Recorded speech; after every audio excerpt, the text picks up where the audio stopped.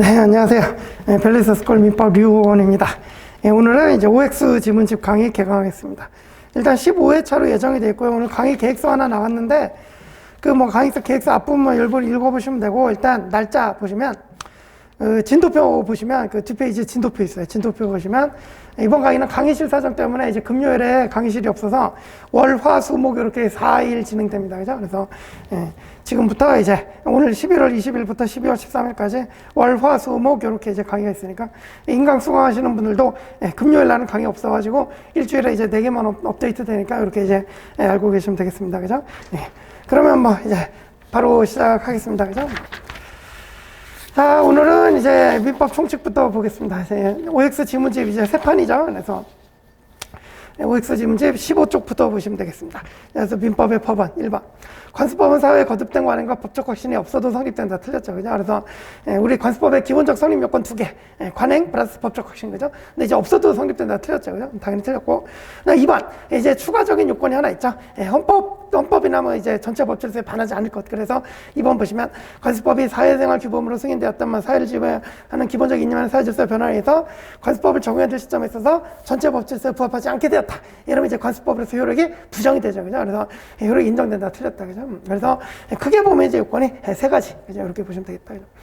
그 다음에 3번. 관습법은 법원으로서 법령이 저촉되지 않는 한 법칙으로서 효력이 있다. 맞죠? 그죠? 그래서 민법 2조에 관습법이 이제 법원으로 들어있고, 그래서 이제 법칙으로서 효력이 있는데, 다만 이제 우리 관습법은 이게 부충적 효력설이냐 대등적 효력설이냐 할 때 우리 판례는 부충적 효력설을 취하죠. 그래서 중간에 법령에 저촉되지 않는 한 이런 표현이 나왔습니다. 그죠? 이제 부충적 효력설이라는 얘기죠. 그죠? 그래서 법령에 저촉되지 않는 한 법칙으로서 효력이 있다. 맞다. 그죠? 자, 넘어서 4번 보시면 관습은 당사자 주장 입증을 기다림이 없이 법원이 직권으로 이를 확정해야 된다 그랬는데 잘 아시다시피 관습법은 이제 법으로 격상이 됐으니까 법원이 직권으로 확정을 해야 되는데 사실인 관습은 아직 법으로 격상이 안 됐기 때문에 당사자 주장 입증이 필요하죠. 그죠? 그래서 이게 이제 기본적인 판례입니다. 잘 아실 거고. 그죠? 그런데 이제 4번 질문은 이게 원래 출제자도 사실인 관습을 이렇게 정확하게 줘야 되는데 치사하게 사실은 요거 싹 빼먹고 그냥 관습은 그랬죠. 그죠? 근데 아직 관습법이 안 됐기 때문에 관습이라고만 했기 때문에 사실은 관습으로 봐야 되고 그래서 이제 직권이 아니라 당사자 주장 입증 필요하다. 이렇게 해서 틀린 지문 다 그냥 이렇게 이제 푸시면 되겠습니다. 그죠? 그리고 이게 이제 OX 지문집이 지문끼리 이제 따로 떼어나갖고 이제 좀 헷갈릴 수가 있는데 사실은 이제 5개의 지문이 모두 다 있는 원형 문제대로라면 이제 다른 지문에서 상대적으로 얼마든지 이제 정답이 있거나 그렇기 때문에 그렇게 이제 헷갈리지 않을 겁니다. 그죠? 그래서 이런 식으로 출제자가 함정파는 거는 너무 걱정 안 하셔도 돼요. 그죠? 그래서 지문 따로 봐서 이렇지 이제 5개 지문 다 함께 보면 정답을 충분히 골라낼 수 있게 출제가 됩니다. 그죠? 자, 그 다음에 이제 5번 보시면 공동선조와 성과 본을 갖지 않은 후손이라면 미성년자라도 성별의 구별 없이 당연히 종중의 구성원이 된다. 틀렸네요. 그죠? 성별의 구별 없이는 이제 맞죠. 그죠? 그래서 옛날에 이제 남녀차별 관습법이어가지고 이제 남자만 종중원이 된다 그랬는데 이게 아까 말씀드렸듯이 전체 법질서에 반한다는 이유로 관습법의 효력이 부정돼서 이제는 성별의 구별 없이 당연히 종중원의 구성원이 됩니다. 그죠? 다만 틀린 부분은 미성년자라도 여기가 틀렸죠. 그죠? 그래서 우리 판례는 성년이 되면 당연히 구성원이 된다 그랬기 때문에 미성년자라도 구성원이 된다 이러면 틀립니다. 그죠? 그래서 이제 5번이 틀렸다. 여러분 이제 막판이니까 문제를 이제 맞았다 틀렸다도 골라낼 수 있어야 되지만 정확하게 어느 부분이 틀렸는지 이것도 이제 잘 체크를 하셔야 돼요. 그죠? 그게 이제 출제 포인트거든요. 출제자가 물어보고 싶은 게 거기 있단 말이에요. 그죠? 그런 생각을 하면 푸시면 좀 더 도움이 되실 거다. 그죠? 그래서 이제 6번. 이제 신의칙 넘어가면 신의성질 원칙에 반하는 것 또는 권리남용은 강행규정에 위배되는 거죠. 우리 신의칙도 강행규정이죠. 그래서 강행규정이면 법 규정이니까 이것도 이제 주장 입증 필요 없이 법원이 직권으로 판단할 수 있다. 이렇게 갑니다. 그죠? 그래서 강행규정 위배되는 거는 직권 판단할 수 있다. 맞다.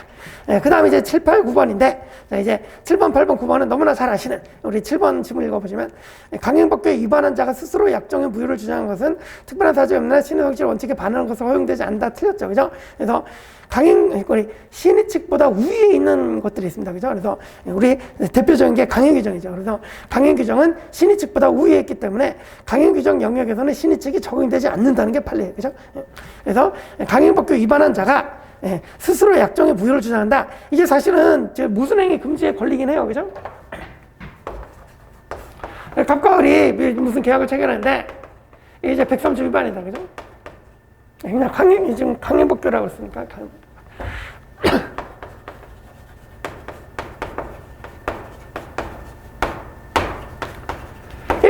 갑이 요 강행법규 위반 부요인데 뻔히 알면서도 계약을 체결했다는 것 자체가 선행행위입니다. 그죠? 무효인 계약을 지가 체결했잖아, 선행행위. 그죠? 그런데 나중에 강행법규 위반 무효라는 이유로 무효 주장을 해요. 이게 이제 후행행위죠. 그죠? 아니, 처음에 지가 강행법규 위반한 계약 체결할 때는 언제고, 나중에 무효 주장하냐. 그죠? 그러면 선행행위, 후행행위 무슨 맞습니다. 그죠? 그래서 이제 모순행위 금지 신의 측의 원칙을 들이대면 갑이 이제 무효 주장을, 모순행위니까 무효 주장을 못 한다고 봐야 되는데, 이 무효 주장을 못 하게 만들어 버리면 무슨 결과가 발생하냐? 강행법규 위반했는데 무효 주장을 못 하니까 유효로 처리돼 버리는. 그러니까 강행법규 위반이 쓸모가 없게 되는 이런 이제 이상한 결과가 된단 말이죠. 그죠? 그래서 우리 판례가 뭐 너무나 기본적인 얘기지만 강행법규가 이제 신의 측보다 우위에 있기 때문에 강행법규형에서 신의 측 적용 안 된다. 그죠? 그래서 모순행위 금지 적용 안 된다. 그죠? 그래서 갑이 무효 주장하는 것은 가능하다. 신의 측에 반하지 않는다. 여기 이제 기본적인 판례죠. 그죠? 그래서 이제 7번 틀렸고, 그래서 8번 똑같죠. 법령에 위반돼서 무효임을 알면서도 법률을 한 자가 강행법규 위반 이유로 무효를 주장한다. 매우 얄미운 행위입니다. 모순행위고, 그죠? 하지만 이거 신의 측에 반한다고 할 수가 없어요. 강행법규가 우위니까. 되셨죠? 그죠? 우리 판례도 강행법규의 입법 취지를 물각시키지 않기 위해서 신의 측 적용되지 않는다고 그러죠. 그죠? 그래서 신의 측에 반한다. 틀렸다. 그죠? 대표적인 사례가 9번이죠. 그래서 국토계획 및 이용에 관한 법률이 정하는 거래 허가를 받지 아니하고 토지 매매 계약을 체결한 당사자가 스스로 계약의 무효를 주장한다. 그죠? 이거 이제 거래허가 이거 강행 규정이니까. 그죠? 거래허가가 안 받고 하면 이제 일단 뭐 유동적 무효지만 허가 못 받으면 확정적 무효 되죠. 그죠? 그래서 어쨌든 당사자가 이 무효를 주장하는 것은 특별한 사정이 없으면 신의 측에 위반하는 권리 행사로 허용되지 않는다. 틀립니다. 그죠? 그래서 신의 측 주장이 안 된다는 거 잘 아시고. 그죠? 그래서 그리고 이제 딱 한 가지 더 말씀드리면 이렇게 이제 기존 판례들이 있었는데, 그죠? 아주 최신 판례.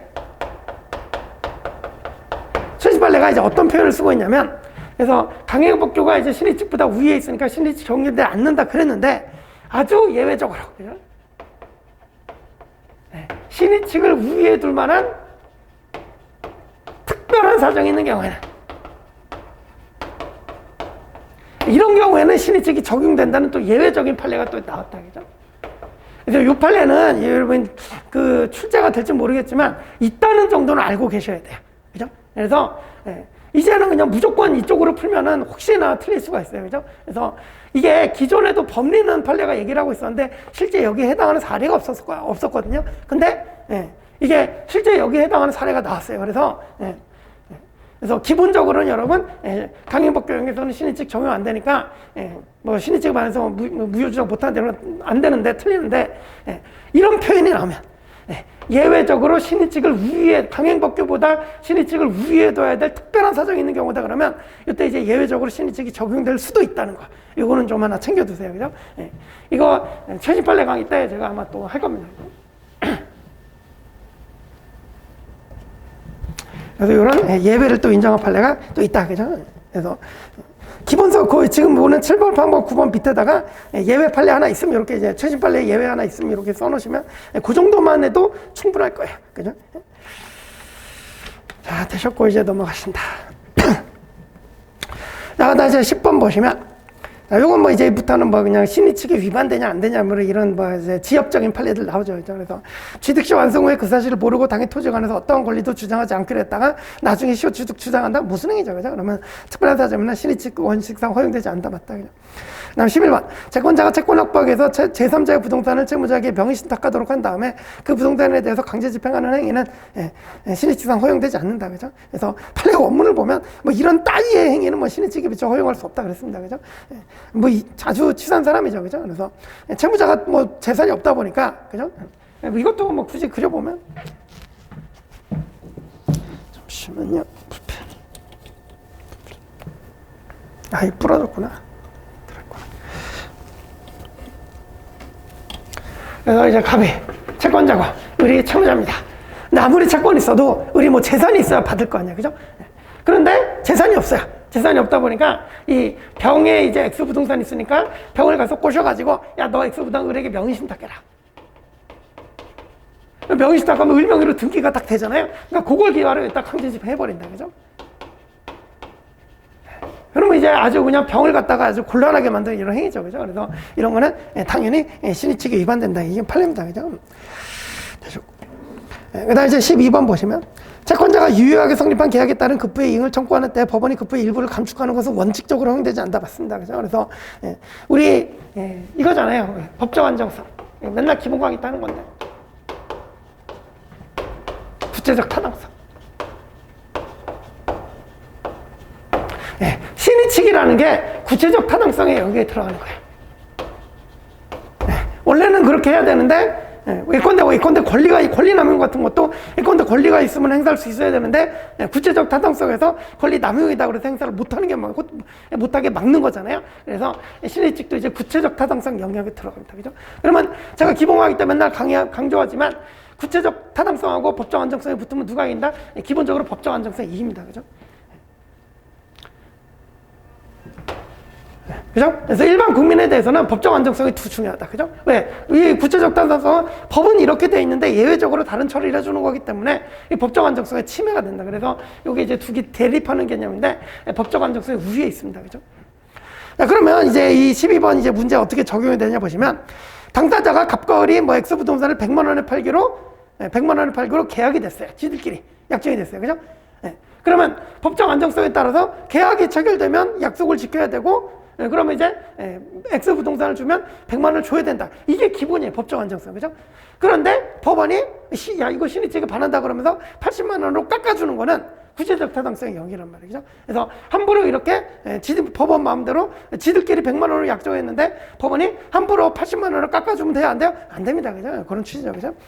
그래서 법원이 그냥 급부의 일부를 감축하는 것은 원칙적으로 허용되지 않는다는 얘기죠. 그래서 밑에 해설 보시면, 유효하게 성립한 계약상의 책임을 공평의 이념 또는 신의칙과 같은 일반 원칙에서 제한하는 것은 사적 자치 원칙이나 법적 안정성, 거의 법적 안정성 동그라미 쳐놓으세요. 이 법적 안정성에 대한 중대한 위협이 될 수 있기 때문에 채권자가 유효하게 성립한 계약에 따른 급부의 이행을 청구하는 때 법원이 급부의 일부를 감축하는 것은 원칙적으로 허용되지 않는 거예요. 그죠? 그래서 극히 예외적으로만 허용이 된다는 겁니다. 그죠? 되셨죠? 그죠?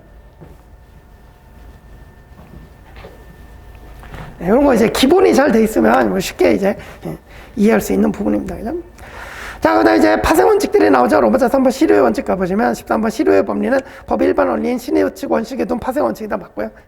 이런 지문만 나오면 좋겠죠. 그죠? 그래서 이렇게 출제자가 이렇게 주는 지문들이다. 그죠? 그 다음에 이제 14번 보시면, 이게 이제 실효의 법 원칙에 이제 요건이 여기 안에 다 들어있죠. 그죠? 그래서 보시면, 매도인의 해제권이 장기간 행사되지 아니하고, 일단 장기간 불행사. 그 다음에 매매대금도 거의 전부가 지급되었던 해제권이 더 이상 행사되지 아니할 것으로 매수인이 신뢰. 그죠? 그래서 장기간 불행사, 매수인이 불행사에 대한 신뢰. 그리고 신뢰하는데 정당한 사유. 이게 정당한 신뢰여야지 자기 혼자 이상하게 신뢰하는 거면 안 됩니다. 그죠? 그래서 이 신뢰에 정당한 사유가 있어야 돼. 그죠? 그래서 신뢰하는데 정당한 사유가 있는데 새삼스럽게 매도인이 그 권리를 행사하는 것, 해제권 행사하는 것은 이거 이제 신의칙 원칙에 반한다 그랬는데 정확하게는 실효의 원칙에 반하는 거겠죠. 그죠? 그래서 이 지문이 실효의 요건이 이 안에 다 들어있습니다. 그죠? 그래서 맞다. 그죠?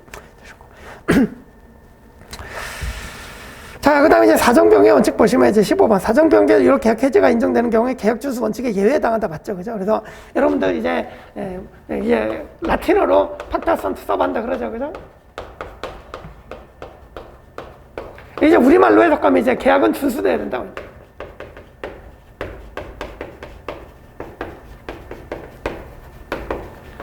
아시다시피 이제 계약을 지들끼리 체결하고 말 거는 자유의 사적 자치 원칙이니까. 그죠? 그런데 어쨌든 계약이 체결되고 나면 그럼 그 계약은 준수돼야 되는 거예요. 그죠? 계약을 누가 불이행한다 그러면 법적 강제도 가능한 거고. 그죠? 그래서 계약을 계약 준수돼야 된다. 이게 팍타선트 서반다라고 이제 로마법상 법 원칙입니다. 그죠? 그런데 자, 지금 우리 신의칙의 그 파생 원칙 중에 사정병의 원칙은 이 계약을 사정병에 따라 해제하거나 해지할 수 있다 그러잖아요. 그러면 계약을 이행 안 하고 해제해버리겠다 이러면은 당연히 계약 준수돼야 된다는 원칙에 예외가 됩니다. 그죠? 그래서 이 사정병의 원칙은 계약 준수 원칙에 대한 예외로서 인정되는 것이다. 그죠? 그게 이제 15번의 지문인 거죠. 그죠? 그래서 계약 준수 원칙에 예외당한다. 맞다. 그죠?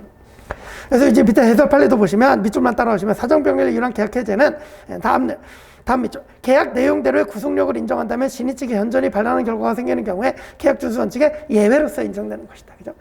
계약 준수 원칙이 적용되려면 해지 마음대로 못 합니다. 그죠? 이행을 해야지. 그죠? 그런데 이행 안 하고 마음대로 해지 해버릴 수 있다고 그러면 이게 계약 준수 원칙에 대한 예외가 맞는 거예요. 되셨죠? 그죠? 그래서 이런 취지의 지문을 출제하는 거예요. 그죠? 맞다. 그죠?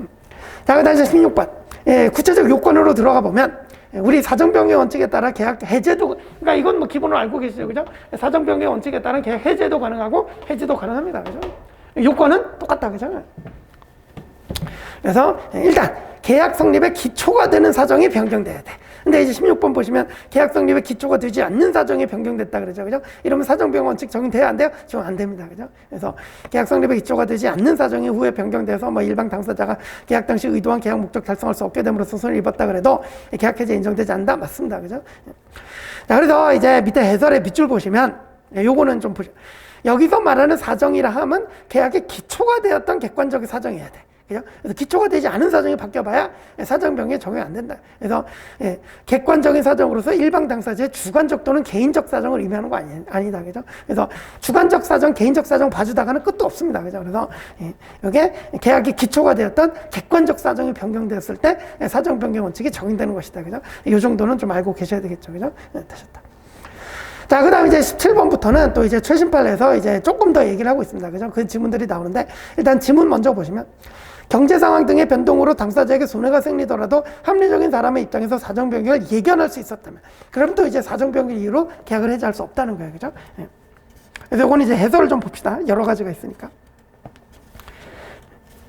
그래서 이제 판례가 이제 2017년 나온 판례인데, 우리 20쪽 메뉴에 이제 해설 가셔가지고, 그 넷째 줄부터 보실게요. 그래서 이제부터는 이제 사정 변경을 하는 해제를 못하는 경우들이 나와요. 그래서 넷째 줄.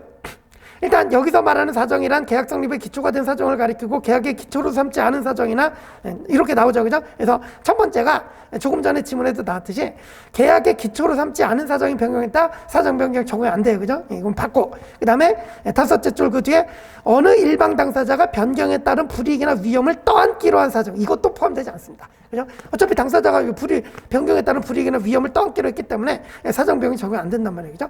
그 다음에 세 번째, 경제 상황 등의 변동으로 당사자에게 손해가 생기더라도 합리적인 사람의 입장에서 사정 변경을 예견할 수 있었다면, 그러면 또 사정 변경을 이유로 계약 해지할 수 없습니다. 그죠? 그래서 판례가 이렇게 세 가지를 이제 얘기를 하고 있기 때문에 이 세 가지는 좀 알고 계셔야 돼요. 출제됐잖아요. 그죠? 그래서 계약의 기초로 삼지 않은 사정, 일방이 불이익이나 위험을 떠안기로 한 사정, 그 다음에 합리적인 사람에서 사정 변경을 예견할 수 있었다. 그러면 이제 사정 변경을 이유로 계약 해지할 수 없다는 거예요. 되셨죠? 그죠? 됐고.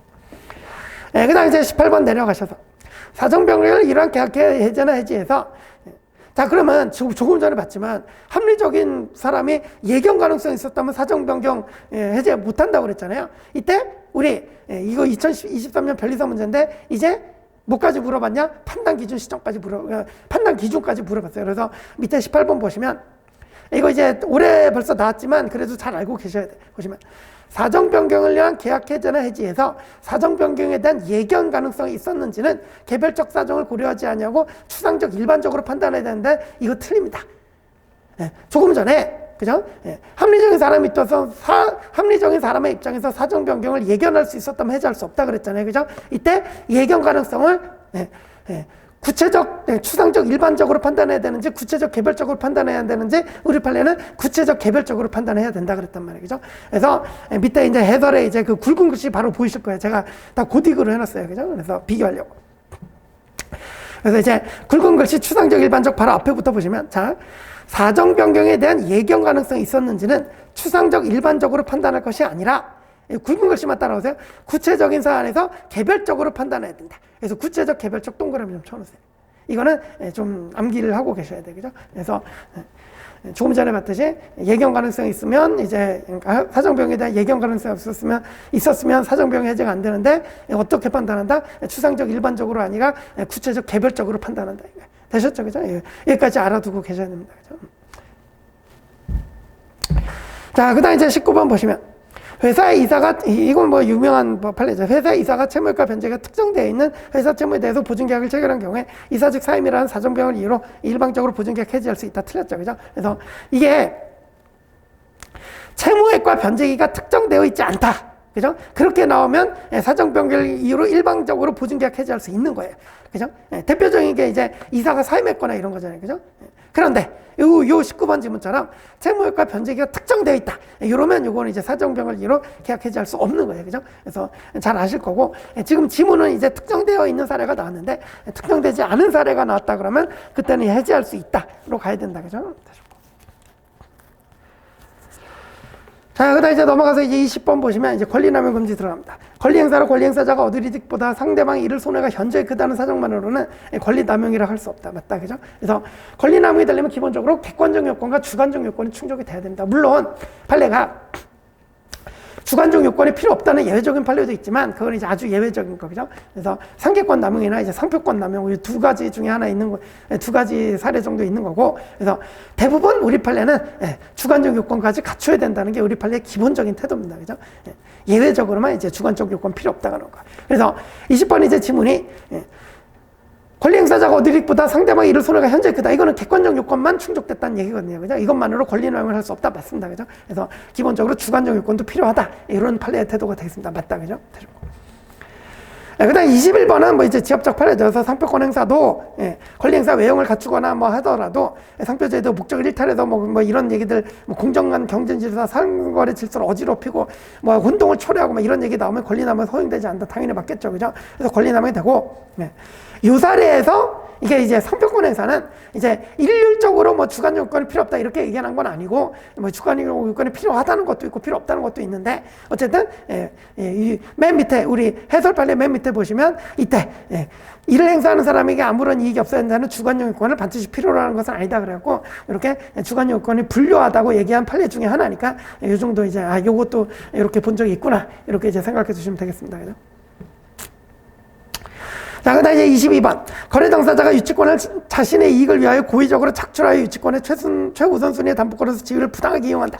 여러분 아시다시피 유치권은 법적인 우선 변제권은 없지만 사실상 최우선 변제효가 인정이 되죠. 그죠? 그래서 그걸 또 이렇게 고의적으로 착취해서 이제 악용하는 사람들이 있어요. 당연히 유치권의 남용이 되겠죠. 그죠? 그래서 이를 이용함으로써 신의치게 반한다고 평가되는 경우는 유치권의 남용이 된다. 맞다. 그죠? 그 다음에 이제 20번에 그 주관적 요건이 필요하다 그랬는데, 여러분 아시다시피, 객관적 요건이 추정되면, 객관적 요건이 충족되면 주관적 요건은 추인될 수는 있다. 이런 판례도 있긴 있어요. 그죠? 알고 계시고, 그죠? 자, 이제 넘어가시고, 22쪽에 23번 보시면, 권리남용으로 인정되는 경우에 남용의 구체적 효과는 권리 종류의 남용과 결과에 관계없이 권리의 박탈이라는 점에서 동일하다. 틀렸죠. 그죠? 이건 중요한 거죠. 그래서 권리남용의 효과는 단지 권리 행사를 저지시킬 뿐이고 권리 자체를 박탈시키는 게 아닙니다. 그죠? 그래서 대표적인 예로 갑소유 토지 위에 학교가 서 있다. 우리 학교를 건축을 했다. 이제 학교를 철거 청구하면 그러니까 당연히 토지 소유자 소유권 행사 맞잖아요. 그죠? 그래서 소유권에 대한 물권적 청구는 있긴 있는데 이거 철거하면은 학생들이 갈 데가 없잖아요. 그죠? 그래서 공익에 반한다. 그죠? 그래서 우리 판례는 이거 권리 남용이라고 보는데, 이 권리 남용이라고 해서 갑의 토지 소유권 자체가 박탈이 됩니까? 아니죠. 그죠? 여전히 토지 소유자, 갑의 토지 소유권은 당연히 인정이 돼요. 그죠? 다만 이 물권적 청구권, 철거권의 행사만 저지가 된다. 그러니까 행사가 저지될 뿐이다. 그래서 권리 남용의 효과는 기본적으로 권리 행사가 저지될 뿐이고 권리 자체를 박탈하는 게 아니다. 그죠? 아주 예외적으로 박탈되는 경우가 있긴 있는데 친권 남용 이 정도만 예가 되고 나머지는 박탈은 아니다. 그죠? 그래서 이제 23번 종류와 남용의 결과에 관없이 권리 남용의 효과가 권리 박탈이다. 틀렸다. 그죠? 그다음 24번. 권리남용 금지 원칙은 당사자 주장이 없더라도 법원은 직권을 판단할 수 있다. 이거 아까도 나왔죠. 그죠? 그래서 신의칙하고 권리남용은 강요법규이기 때문에 법원은 이제 직권으로 판단할 수 있다. 맞다. 그죠?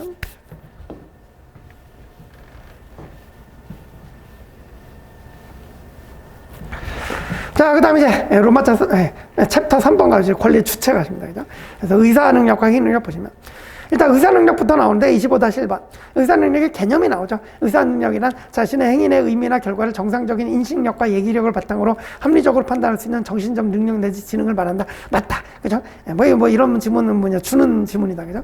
그 다음에 다시 이번은 중복이니까 넘어서 다시 3번으로 보시면 의사 능력 없이 한 법률행위는 무효다. 그래서 아시다시피 이제 제한 능력이면 취소인데 의사 무능력이면 이제 무효잖아요. 그리고 뒤에 이때 의사 능력의 유무는 이것도 추상적 일반적으로 획일적 기준이 있는 게 아니라 구체적 개별적으로 판단하죠. 그래서 이 의사 능력의 유무도 구체적인 법률행위와 관련해서 개별적으로 판단돼야 된다. 맞다. 그죠? 그래서 이것도 구체적 개별적이다.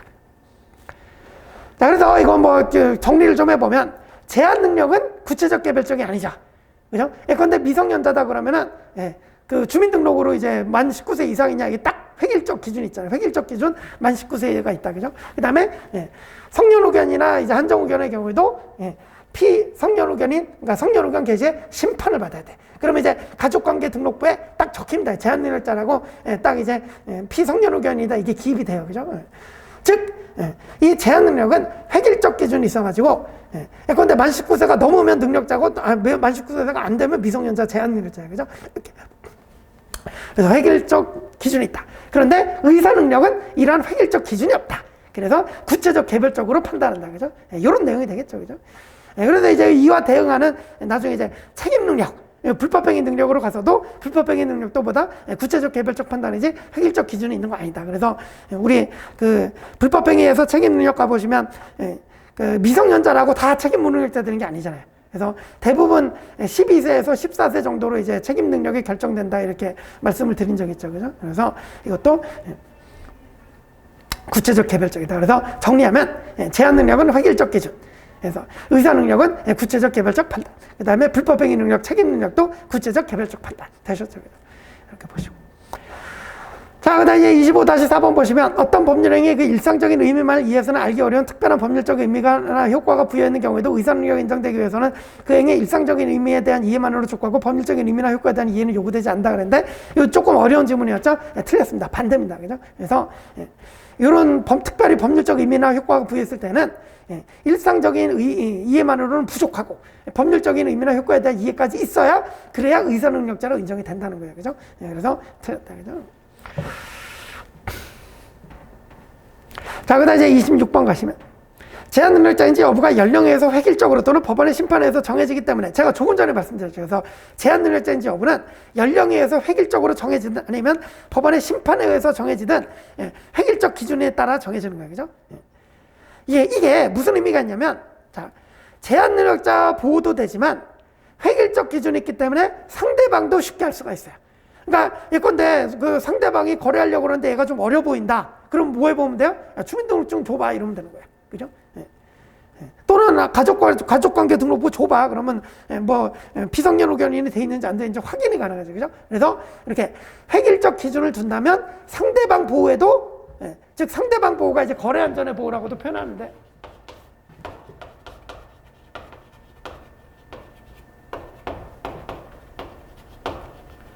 이 제한능력자가 하면 언제나 취소 가능이니까 제한능력자의 법률은 취소 가능이니까 을은 상당히 불리한 지위에 놓이게 됩니다. 왜? 이거 취소할지 말지에 따라 내가 취소될지 못 되면 불안하다. 맨날 잠을 못 잔다. 그죠? 그런데 이 을이 이 사람이 제한능력자인지 알아보기 위해서 주민등록증 내봐. 만 19세 이상이네? 만 19세 미만이네? 그럼 안 해야지. 이런 식으로 하면 쉽게 얘기해서 상대방도 좀 보호가 된다는 얘기예요. 이게 이제 상대방의 거래 안전이라고도 표현하죠. 그래서 이렇게 획일적 기준을 두는 것은 분명히 상대방 보호가 되는 측면도 있습니다. 하지만 이 제한능력자 제도가 이 사람 보호하자고 하는 거예요? 아니죠. 제한능력자 보호하자고 하는 거죠. 그래서 자, 이거 이제 주냐 이제 부냐 이런 얘기를 하는 거죠. 그죠? 부자는 갑자기 생각이 안 나죠. 부수죠. 그래서 정리하면 제한능력자 보호제도는 제한능력자 보호제도, 특히 이제 뭐 미성년자, 피성년 후견 이런 거는 획일적 기준이 있잖아요. 어쨌든 제한능력자를 보호하기 위한 게 주고 획일적 기준을 두기 때문에 상대방도 보호되는 측면이 있지만 이거는 어디까지나 부수적으로 보호가 되는 것일 뿐이다. 그죠? 이걸 알고 계셔야 돼요. 그죠? 그래서 이렇게까지 안 물어보다가 이제 2022년 변호사 한번 나왔네. 이거 이제 잘 알아두세요. 그래서 이제 26번 보시면 획일적으로, 그러니까 연령에 획일적으로 또는 법원의 심판에서 정해지기 때문에 행위능력자들 근본적인 입법 취지는 제한능력자 보호보다 거래 안전 확보함이 있다고 봐야 된다? 틀립니다. 그죠? 그래서 획일적 기준이기 때문에 상대방 즉 거래 안전도 보호되는 측면이 있지만 어디까지나 부차적인 것이고 주된 거는 제한능력자의 보호가 주된 거, 목적이란 말이에요. 이해가시죠? 그죠? 그래서 이제 26번 틀렸다. 그죠? 자, 그 다음에 넘어가서 27번 보시면 법정 대리인의 동의 없이 신용 구매 계약 체결한 미성년자는 특별한 사정이 없나 그 동의 없음을 이유로 계약을 취소할 수 있다. 맞죠? 그죠? 그래서 이제 제한능력자 중에 미성년자는 동의를 얻어서 해야 되는, 법정 대리인 동의를 얻어서 해야 되는데 동의를 얻지 않았다 그러면 이제 당연히 취소할 수 있고, 그죠? 그 다음에 이제 28번 조금 더 나가서 법정 대리인의 동의 없이 계약을 체결한 미성년자는 단독으로 계약을 취소할 수 있다. 맞다. 그죠? 그래서 140조에 이제 취소권자에 제한능력자도 포함이 되어 있기 때문에 취소는 미성년자도 단독으로 할 수 있다. 그죠? 그래서 성년이 되기 전에도 미성년자는 단독으로 취소는 할 수 있다. 근데 추인은 못하죠. 그죠? 추인은 능력자가 된 후에 해야 됩니다. 그죠? 되셨고. 자, 그 다음 이제 29-1, 2, 3번인데, 요건 이제 너무나 잘 아시는 이제 유명 판례여갖고 이제 노트를 좀 정리해왔습니다. 그죠? 중요한 사례죠. 그래서 노트 1쪽에 이제 맨 위에 도해를 보시면, 갑이 이제 미성년자. 그리고 이제 카드회사. 그래서 미성년자가 겁도 없이 카드를 발급받았습니다. 이제 신용카드 가입계약이죠. 그죠?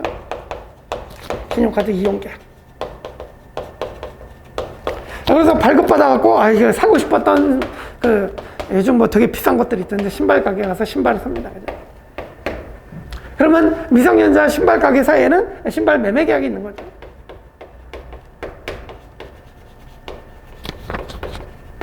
그리고 또 그 카드 긁었으니까 이제 신발을 인도해줬죠. 그죠? 즉, 신발의 소유권까지 취득합니다. 갑이, 그죠? 그럼 이제 돈은 누가 대신 내주냐? 카드회사에서 이제 대금 지급을 하죠. 그죠? 이 관계는 이른바 가맹점 계약이라고 표현합니다.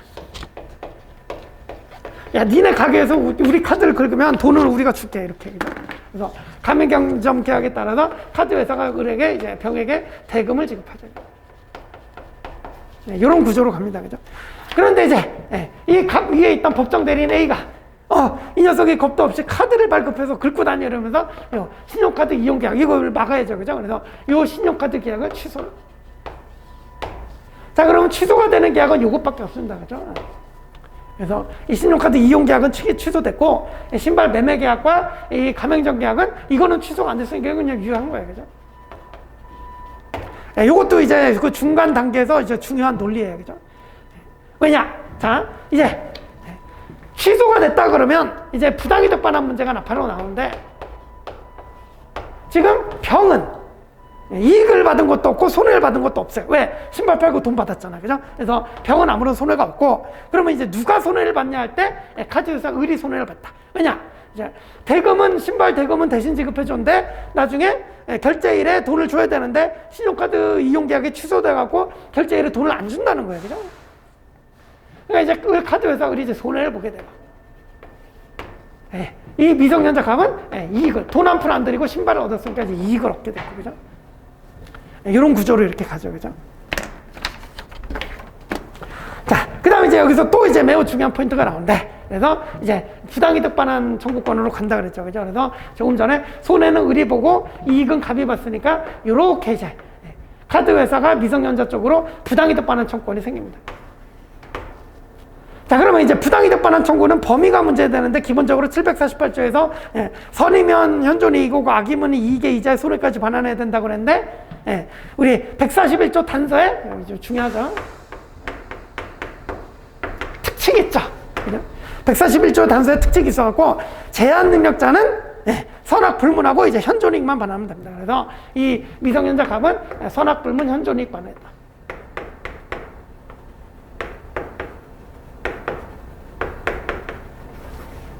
그죠? 그래서 이제 갑은 선악을 불문하고 현존이익만 반환하면 되는데 그럼 이제 또 문제가 되죠. 갑에게 남은 현존이익이 뭐냐? 지금 사실은 이제 갑이 신발을 사가지고 신고 다녀갖고 남아있는 건 중고 신발밖에 없어요. 그죠? 그러면 중고 신발이 현존이익이라고 그래버리면 카드회사가 이거 부당이득 반환 청구해서 중고 신발 받아가 봐야 이 카드회사가 이걸 어디다 쓸 거야. 그죠? 그래서 우리 판례가 이 갑의 이익을 이거 중요한 얘기예요. 이 중고 신발 물건 자체로 보지 않습니다. 네, 물건 자체가 이익이 아니라는 거예요. 그럼 뭐가 이익이다? 네, 대금을 면제받은 이익, 이게 이득이라고.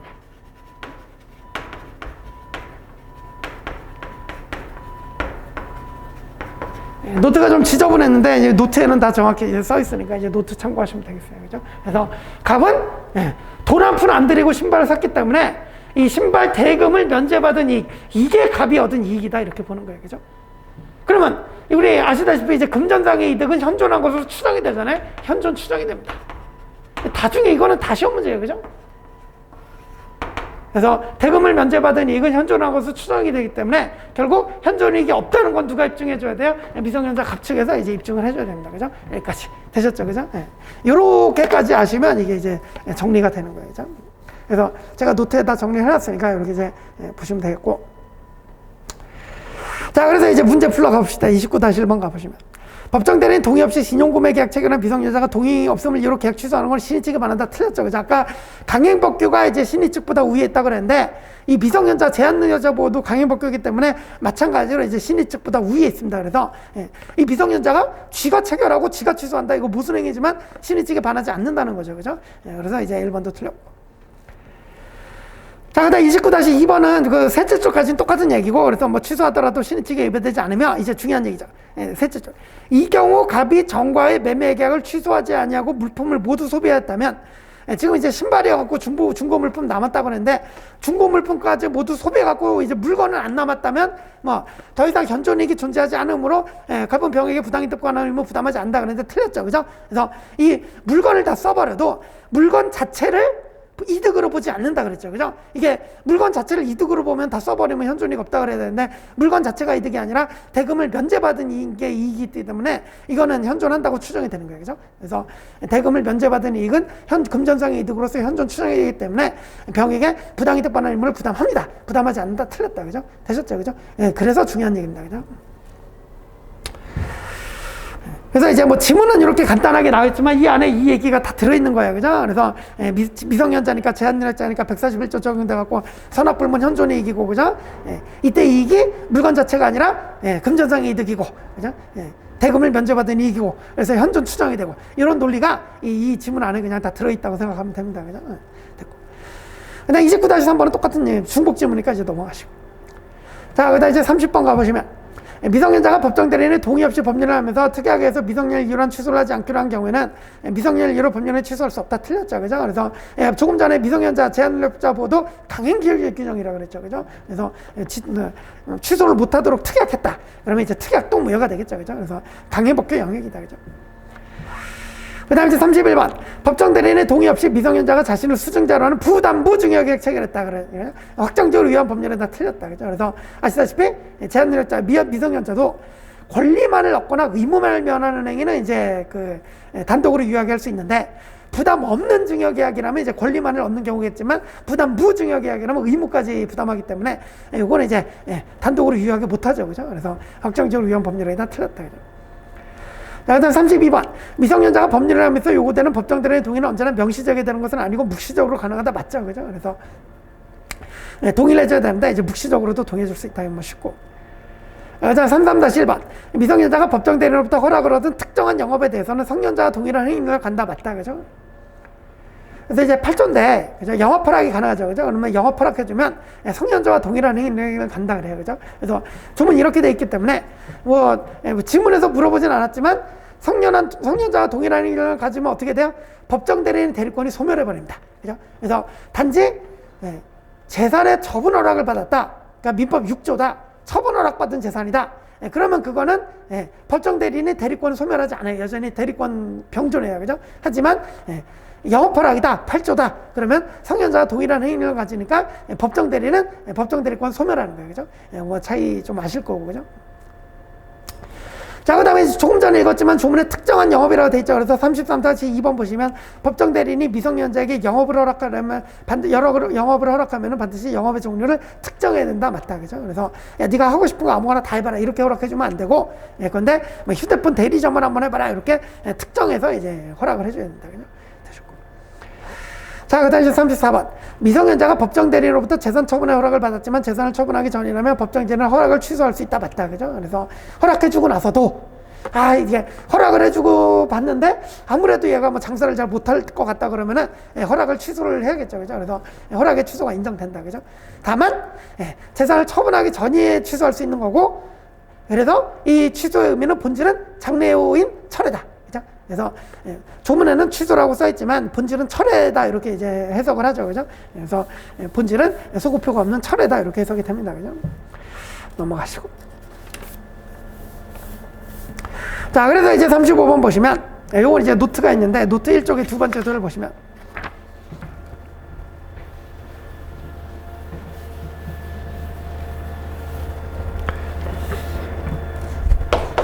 A가 갑에게 이제 그 법정 대리인이 영업 허락을 해줬죠. 그래서 이제 갑이 그러면 물건 팔아야 되니까 물건을 상품을 주문해야지. 그러고 상품 주문행위 계약을 체결합니다. 이제 그림은 이거 A가 위에 있고 갑이 여기 있고 이제 상대방 을이 여기 있는 거예요. 그죠? 을에게 상품 주문행위 여기 계약이 체결된 거죠. 그죠? 그런데 이때서야 나중에서야 A가 이거 갑이 장사를 잘 못할 것 같다 그러면서 이전에 했던 허락을 취소를 하는 거야. 그래서 이때 해줬던 허락을 여기 와서 취소를 했단 말이야. 그죠? 그런데 조금 전에 말씀드렸지만 취소는 무슨 의미다? 철회의 의미다. 철회랑 취소의 차이는 뭐다? 취소는 소표인데 철회는 소표가 없다. 장래요다. 이제 허락은 이때부터 취소되는 거예요. 그죠? 그러면 이 앞에 영업 허락이 또 취소되기 전에 갑이 을과 했던 상품 주문 행위는 이건 쉽게 얘기해서 허락이 있는 상태에서 한 거야. 이게 만약에 소급해가지고 이게 허락이 없고 소급표를 가져갖고 소급해서 허락이 없어진다 그러면 이제 허락이 없는 상태에서 한 게 되겠지만 허락 취소가 장래요기 때문에 그죠? 이때부터 허락이 없어지는 거고 요 주문행위 할 당시에는 허락이 있는 상태에서 했단 말이에요. 그죠? 그럼 당연히 이거는 유효한 법률 취소 불가죠. 그죠? 이렇게 되겠죠. 그죠? 요게 이제 35번입니다. 그래서 35번 보시면 법정 대리인이 미성년자에게 영업을 허락한 후에 영업 허락을 취소했는데 주상 경우에 미성년자가 요게 제일 중요한 표현이죠. 그 영업 허락 취소 전에 요게 제일 중요한 표현이죠. 그죠? 영업 허락 취소 전에 영업을 위한 한 상품 주문행위 때문에 이 취소가 이제 장래요밖에 없기 때문에 이거는 영업 허락이 있는 상태에서 한 상품 주문행위란 말이에요. 그죠? 그래서 미성년임을 이유로 취소할 수 없다 이렇게 됩니다. 그죠? 자, 그 다음 이제 바로 36번 가보시면, 또 이제 비교를 좀 해봐야죠. 그죠? 그래서, 노트 1쪽에 세 번째 도에 바로 있습니다. 그죠? 똑같고. 자, 이번에는 A가 또 갑에게 영업 허락을 해줬는데, 이 시점에서 이 허락을 취소 또는 제한했어요. 했어요. 그런데 나중에 이제 갑과 을이 이제 상품 주문행위를 하는 거야.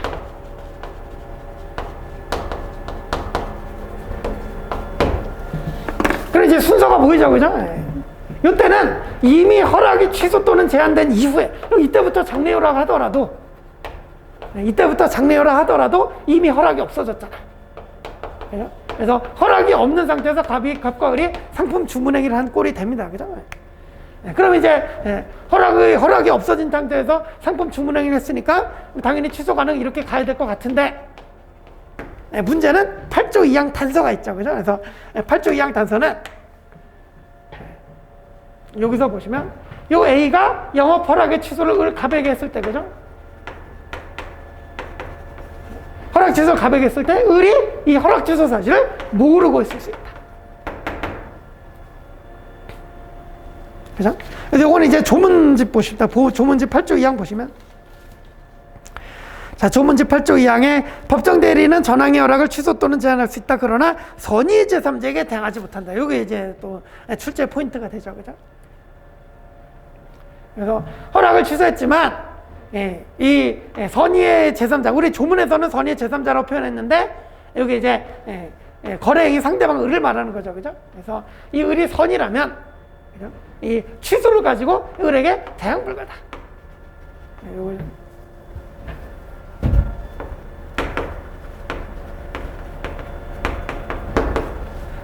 그러니까 이제 선의의 의뢰에게는 취소를 가지고 대항 불가니까 선의의 의뢰에 대해서는 허락이 있는 상태가 되는 거예요. 그죠?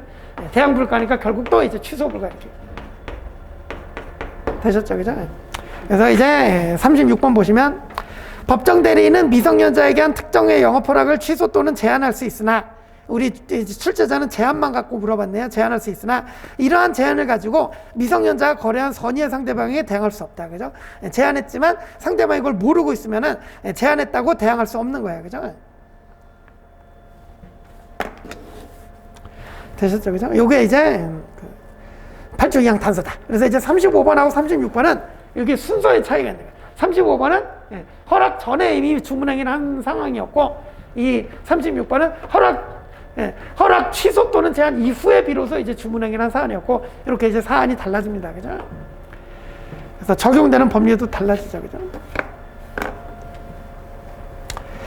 그래서 이제 노트를 그려놨고.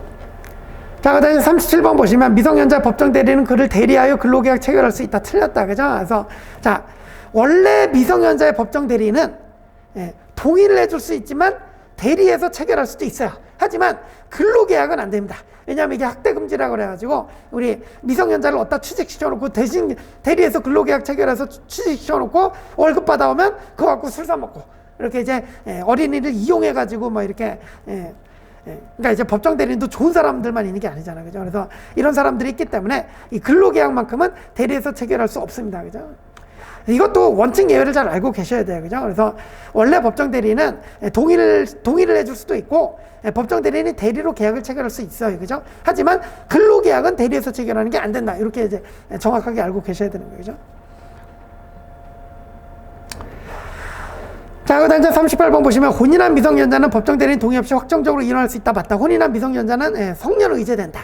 이거 이제 가족법 조문이긴 한데 성년 의제 정도는 알고 계셔야 돼요. 그죠? 그래서 혼인한 미성년자는 이제 성년으로 의제된다. 그죠? 그 다음 이제 39번. 질병, 장애, 노령, 그 밖의 사유로 인한 정신적 제약으로 사물을 처리할 능력이 지속적으로 결여된 자를 피성년으로 견인한다. 틀렸죠. 이거는 깜빡 넘어갑니다. 아까 획일적 기준이라고 그랬죠. 그죠? 그래서, 아무리 지속적으로 결여됐다 하더라도 심판을 안 받으면 더 이상 그러니까 심판을 안 받으면 피성년후 견인이 아니에요. 그래서, 지속적으로 결여된 자를, 심판할 수 있을 뿐이고, 그래서 법원에 성년후 견 개시 심판에 있어야 그래야 비로소 피성년후 견인이 되는 거예요. 그죠? 그래서 이제 39번 틀렸고. 좀 조심하셔야 돼요.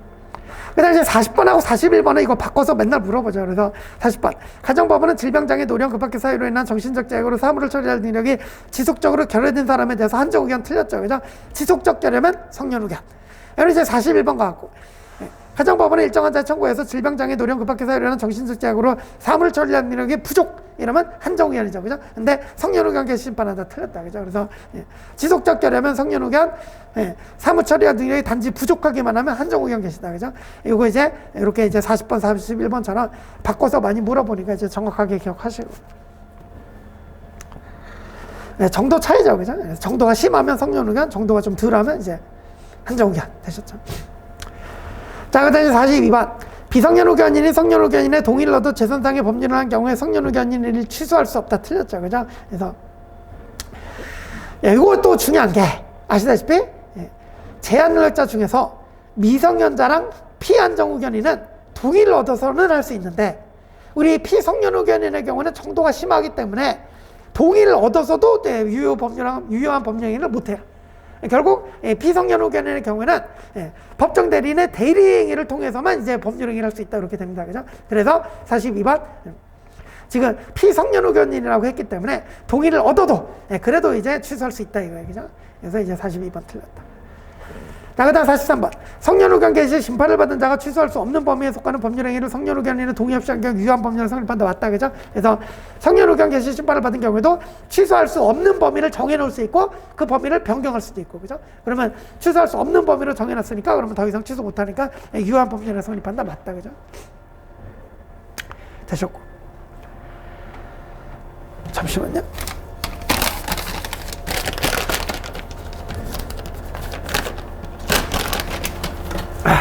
겨울이라 감기가 좀 걸린 것 같아요. 죄송합니다. 자, 그리고 이제, 그래서 이제 43번 받고 44번 보시면. 44-1번. 가정법원은 취소할 수 없는 피성년 의견인의 법률행위 범위를 정한 경우에도 본인의 청구에서 범위를 변경할 수 있다. 조금 전에 말씀드렸죠. 그래서 이런 취소할 수 없는 범위를 정해놓을 수도 있고, 범위를 변경할 수도 있고, 그죠? 근데 이제 우리 그 지겨운 거 있잖아요. 그 본인 배우자, 사촌인의 친족 등등 요 이제 그 주체, 청구권자 있잖아요. 이게 여태까지 출제가 잘 안 됐었는데, 하도 이제 문제를 낼 게 없다 보니까 출제자들이 이것도 이제 조금씩 출제를 하고 있어요. 그죠? 그래서 44-1번에도 본인의 청구에 의해서 변경할 수 있다. 이제 본인도 청구권자 안에 들어갑니다. 그래서 맞는 지문이다. 그죠? 그래서 이제는 청구권자도 좀 봐두셔라. 그죠? 뭐 어쩔 수 없다. 그죠? 그냥 44-2번은 중복지문과 여러분 보시면 되고, 45-1번 보시면 비성년 의견이 성년 의견에 동의 없이 일용품의 구입 등 일상생활이 필요하고 대가가 과도하지 않은 법률행위란 경우에 성년 의견이 이를 취소할 수 없다. 맞죠? 그죠? 그래서 우리 취소할 수 없는 범위로 정해놔도 그 안에 있는 것도 취소 못하지만 이렇게 가게 가고 뭐 아이스크림 하나 사 먹는다. 이렇게 뭐 일용품의 구입 등 일상생활이 필요하고 대가가 과도하지 않은 법률행위도 이것까지 뭐 일일이 취소할 수 있게 할 수는 없잖아요. 그죠? 그래서 이런 것도 이제 취소할 수 없다. 되셨죠? 그죠? 다시 이번은 똑같으니까 여러분 보시면 돼요.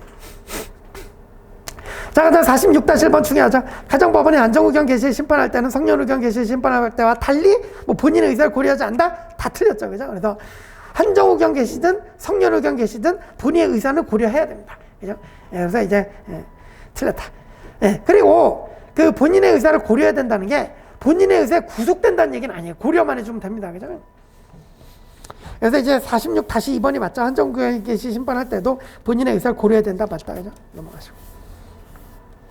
47번. 가정법원은 비한정의견인이 한정의견인의 동의를 받아야 하는 범위를 정할 수 있다. 맞다. 그죠?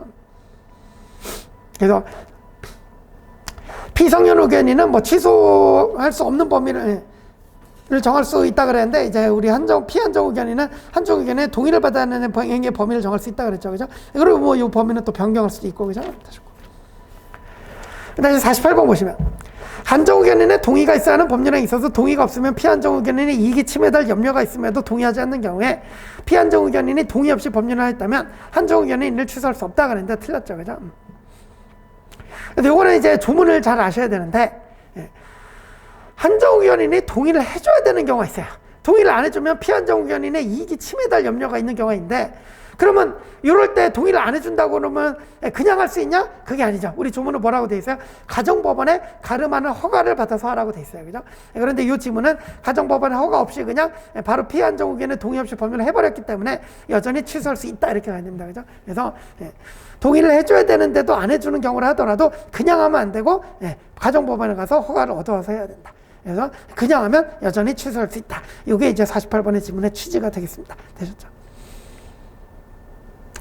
그다음 49번. 피특정 의견의 법률은 가정법원에서 취소할 수 있는 법률을 정해진 경우에 취소할 수 있다고 하는데 틀렸죠. 그죠? 우리 피특정 의견에는 아예 제한 능력자가 아니에요. 그래서 우리 민법상 제한 능력자는 미성년자, 피성년 의견인, 피한정 의견인 세 사람밖에 없고, 피특정 의견에는 아예 제한 능력자가 아니기 때문에 그냥 취소할 수 없는 거예요. 그죠? 그래서 49번 틀렸고. 그다음 50번. 미성년 의견인은 특정 의견의 심판을 청구할 수 있다. 맞습니다. 이것도. 자, 이거는 본격적으로 그냥 청구권자 물어봤죠. 그래서 특정 의견 심판 청구할 수 있는 청구권자에 우리 뭐 밑에 조문에도 나와 있지만 14조의 2에 본인, 배우자, 사촌인의 친족, 미성년 의견인, 미성년 후견 감독인, 검사, 지자체장 이렇게 들어있어요. 그죠? 그래서 미성년 의견인도 이제 특정 의견 심판 청구할 수 있다. 그래서 이렇게 이제 청구권자들 물어보고 있으니까 근데 뭐 달달 남기하시기는 좀 어려울 것 같고 그냥 눈으로 좀 봐두시면 좀 되지 않을까 싶습니다. 그래서 아직까지 다행인 건 이 그 청구권자를 틀리게 낸 적은 없어요. 그죠? 좀 치사하다. 그죠? 그래서 이렇게 함정을 팔려고 이렇게 이제 넣긴 하는데 아직까지 뭐 이렇게 틀리게 출제한 적은 없다. 그죠? 근데 또 모르니까. 그죠? 그래서 청구권자도 이제 신경 좀 쓰셔라. 그죠? 그러니까 여러분들 빨리 붙어라. 그죠? 늦게 붙을수록 이제 뭐 좀 공부해야 될 게 점점 많아진다. 그죠? 자, 그 다음 이제 51-1번 가시면, 다시 1번은 똑같은 얘기니까 다시 2번으로 볼게요. 가정법원은 한정 의견 개시 심판할 때는 본인의 의사를 고려해야 되고, 특정 의견 심판할 때는 본인의 의사에 반하지 않아야 된다. 맞죠? 그죠? 이게 이제 정확한 정리죠. 그래서 조금 전에 성년 의견 개시나 한정 의견 개시 심판할 때는 본인의 의사를 고려해줘야 되는데 고려만 해주면 되고 본인의 의사에 구속되지는 않는다 그랬죠, 그죠? 근데 특정 의견의 경우는 이게 이제 대부분 멀쩡한 사람이다 보니까 본인의 의사에 반해서 못합니다. 그래서 의사에 구속이 됩니다, 그죠? 그래서 이게 차이점이니까 이제 잘 알아두시고. 그래서 우리 출제자가 공부하라고 이렇게 이제 문제를 비교해서 내줬다, 그죠? 그다음 52번 특정 의견 심판하는 경우는 그 기간 또는 사무의 범위를 정해야 된다. 우리 특정 의견은 일시적으로만 못하든지 아니면 딴 건 다 잘하는데 딱 뭐 어떤 사무만 못한다든지, 그죠? 그런 경우이기 때문에 일시적으로 못하는 기간이나 특히 못하는 사무의 범위를 정해줘야 된다, 그죠? 이게 이제 특정 의견이다, 그죠?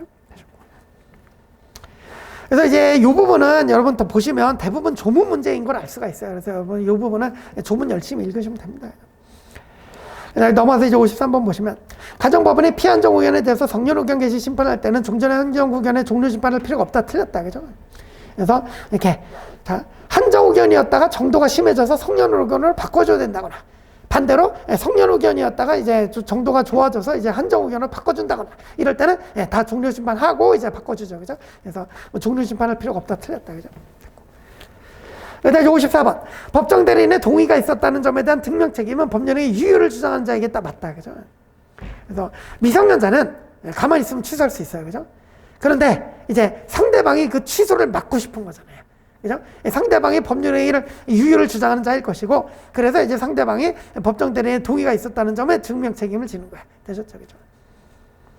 그래서 제가 뭐 이제 이해하시라고 이제 설명을 드렸는데, 사실은 이거는 뭐 입증 책임 문제는 이해 문제보다는 이제 좀 암기를 하셔야죠, 그죠? 그래서 법정 대리인의 동의가 있었다는 점에 대한 증명 책임은 법률의 유효를 주장하는 자에게 있다.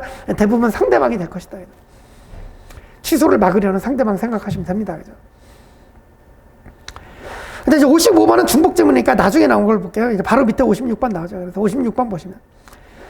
자, 17세인 갑은 을수의 자전거를 법정 대리인의 동의를 얻지 않고 100만 원을 구입하기로 을과 매매 계약 체결하고 다음 달 대금집과 동시에 자전거를 건네받기로 했다. 옳지 않은 거 찾아라. 1번. 갑의 법정 대리인은 투표한 사점이나 매매 계약 취소할 수 있다. 맞죠, 그죠? 그래서 법정 대리인은 취소권이 있습니다. 그 다음에 2번. 갑은 법정 대리인의 동의가 없었다는 이유로 자신이 체결한 매매 계약을 원칙적으로 취소할 수 없다. 틀렸죠, 그죠? 미성년자도 미성년인 상태에서도 취소권이 있다 그랬죠. 취소권자 된다 그랬죠, 그죠? 그래서 취소할 수 있고 틀렸고. 3번. 을은 매매 계약 체결할 당시 갑이 17세라는 것을 알았던 경우에도 갑의 법정 대리인에게 매매 계약을 추인할 것인지 여부에 확답을 촉구할 수 있다. 맞다, 그죠? 그래서 확답 촉구는 선악 불문할 수 있다. 그래서 바로 5번 질문하고 비교하면 5번. 매매 계약 체결할 당시 갑이 17세라는 것을 을이 알았던 경우에 을은 매매 계약과 관련된 자신의 의사 표시를 철회할 수 없다. 맞죠, 그죠? 그래서 악의자는 철회 금지. 그래서 악의자도 최고는 할 수 있지만 철회는 안 된다, 그죠?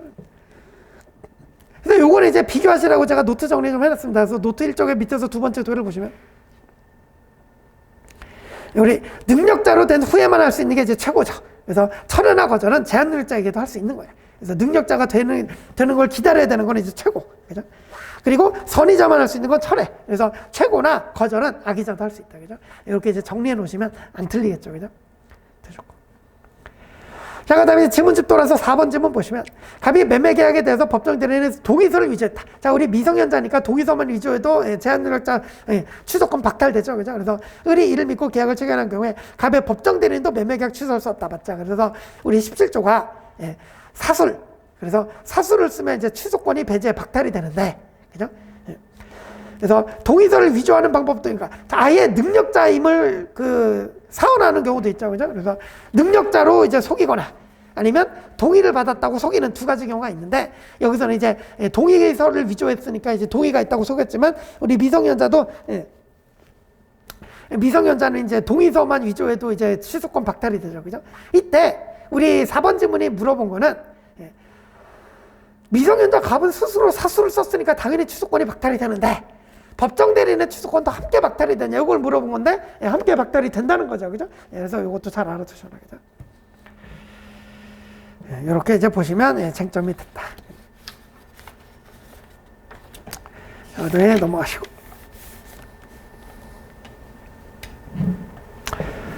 자, 이제 57번 보시면 네, 조금만 더 올립니다. 57번. 성년인 갑은 질병으로 인한 정신적 제약으로 사무 처리할 능력이 부족한 상태다. 옳지 않은 것 찾아. 1번. 갑은 스스로 한정우경계시 심판 청구할 수 있다. 맞다. 본인도 청구권자 들어간다. 1번 맞고. 2번은 중복이니까 여러분 보시고. 3번. 갑의 배우자가 갑에 대한 성년우경계시 심판을 청구한 경우에도 가정법원은 필요하다면 한정우경계시 심판할 수 있다. 맞다. 이거는 중요하다. 최신 판례였다. 그죠? 그래서 우리 법원, 그러니까 청구권자가 성년우경계시 심판을 청구했는데 법원이 보니까 지속적 결여 정도는 아니고 그냥 단순한 부족 정도인데 라고 판단이 되면 바꿔가지고 법원이 그냥 한정우경 개시 심판할 수도 있다. 이런 취지의 판례예요. 그죠? 그래서 이제 3번 맞다. 그죠? 자, 그다음 이제 4번 중요하죠.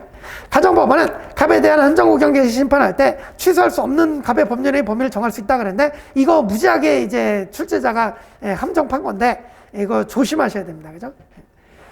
그래서 이거는 4번 지문은 매우 어려운 지문이었어요. 그죠? 무슨 얘기냐?